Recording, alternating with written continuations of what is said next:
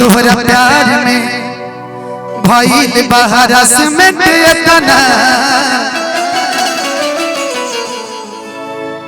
कि ना जाने पानी के बोतल चढ़ी के तना। देखिए कब किसका किस्मत कब बदल जाए कोई नहीं जानता। ये गाना रिजेक्ट हो गया था काजल जी, पता है? और रिजेक्ट होने के बाद ये गाना किसी और ने गाया और ये गाना आज ट्रेंड कर रहा है। बहुत बहुत धन्यवाद साहिद भैया को, सनी भाई को और तमाम म्यूजिशियन कलाकार गोलू भैया के। तो हम चाह जितना भी हमारे यूट्यूब भाई वालों, जितना भी हमारे यूट्यूब वाला भाई वालों, सबके दिल से अभिनंदन बा। कुछ बोलिए निकले। हाँ जी, मैं थोड़ा सा इसका लेवल बढ़ा दीजिए ना, हल्का सा। हाँ। Hello hello. सबसे पहले तो सब सबके हम इजी से गोड़ छू के गोड़ लगा था और हमने स्टेज कर ही लेना। मतलब हमरा लगा था कि शायद हमरा 5 से 6 साल हो गए स्टेज कैला, छोड़ देले रहे और छोड़ देले ही बानी। पर विकास सर के चलते, क्योंकि हम चाहिए कि उनकर खुशी में हम शामिल होगी, ये वजह से हम स्टेज पे आयल बानी। बाकी रउआ सब लोग के प्यार हमेशा मिलते रहेला। तो सब कोई सब कुछ गईले, लेकिन हम चाहिला ना कि सबके माँ खातिर एक गीत होके के चाहिए। काहे कि माई बाड़ी तो हमनी के बानी जा ना, तो केहू नहीं खे।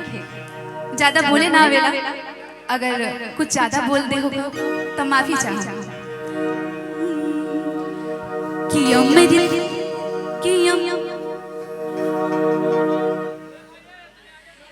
अमृत के धार के हो कतनो पियाई गो माई बिना।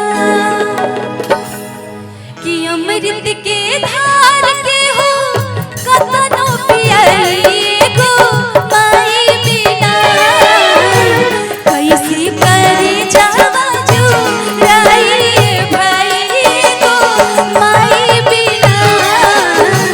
कैसे करे जावा जुराई भाई गो माई बिना।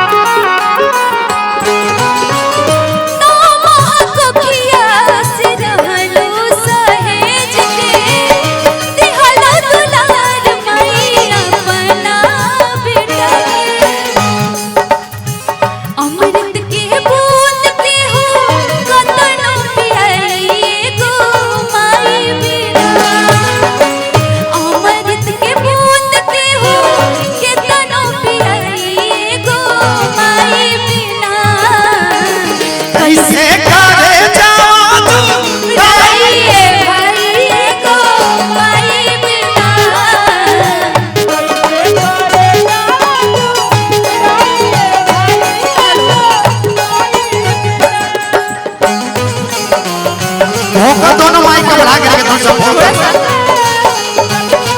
घर में दिया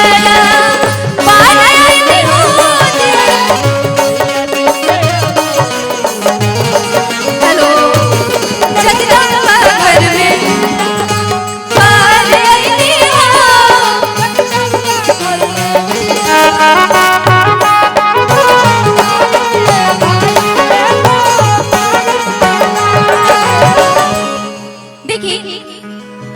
एगो हम लेकिन बीमारी वाला जरूर गीत गए भाई। ओकर हम डॉक्टर बानी तो गावल जरूर बना कि मुझे दिल की बीमारी है,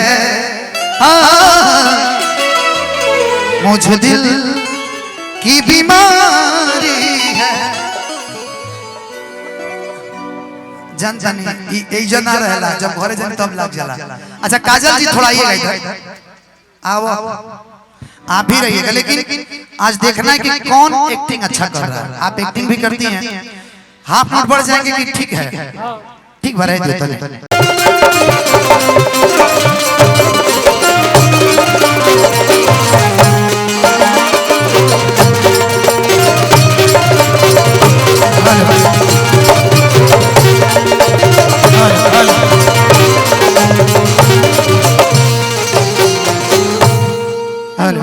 इसका लेवल दीजिए ना भैया, थोड़ा सा इसका लेवल बढ़ाइए तो, और व्हाइट कर दीजिए। लाइट को कभी ग्रीन ब्लू मत कीजिए, व्हाइट करके सिर्फ छोड़ दीजिए, रन दीजिए, आवाज ठीक है, अभी वोकल ठीक है, व्हाइट कीजिए पूरा लाइट को। ये भी लाइट जला दीजिए, मेरा इसके दे दीजिए भैया।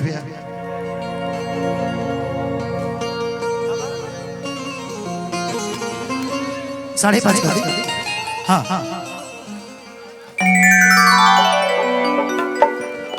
मैं चाहता हूं थोड़ा सा इधर आ जाइए। भोजपुरी की बहुत अच्छी प्यारी गायिका, थोड़ा सा लेवल इसका उठा दीजिए भैया साउंड का।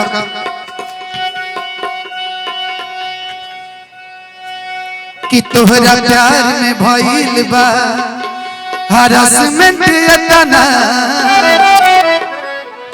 अरे ना जाने पानी के बोतल चढ़ी के तना। बड़े भैया शाहिद भैया को मैं चाहूंगा कि मंच पे आइए, साथ ही साथ विकास भैया और सनी भाई अभी आइए।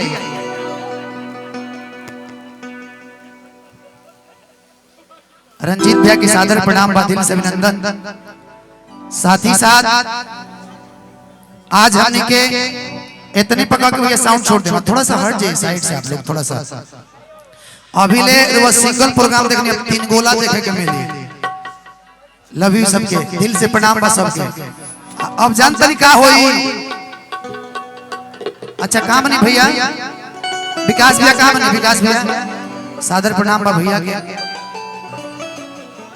एगो गाना भी कंपनी से भैया गाई रहा कि राजा महाराजा अरे रंगबाज डूबल बा, कि बड़े बड़े में जहाज डूबल बा। अच्छा काजल जी आप बहुत प्यारे हैं, कुछ बोलेंगे क्या? दो लाइन एक और माइक दे दीजिए आर्यन बाबू के लिए। हेलो, थोड़ा सा इसका लेवल बढ़ा। कहाँ गए? अच्छा एक मिनट मैं निवेदन कर रहा हूँ, हेलो हमारे विकास भैया, सनी भाई और साथ ही साथ किसको? अच्छा प्रदीप बाबू थोड़ा सा ऊपर आ जाइए, ऊपर आ जाइए प्रदीप भाई, ऊपर आ जाइए। शाहिद भैया अभी इनका एक गाना लिखा हुआ बड़ा ट्रेंड कर रहा है। विकास भैया कहाँ है? बुलाइए ना। हेलो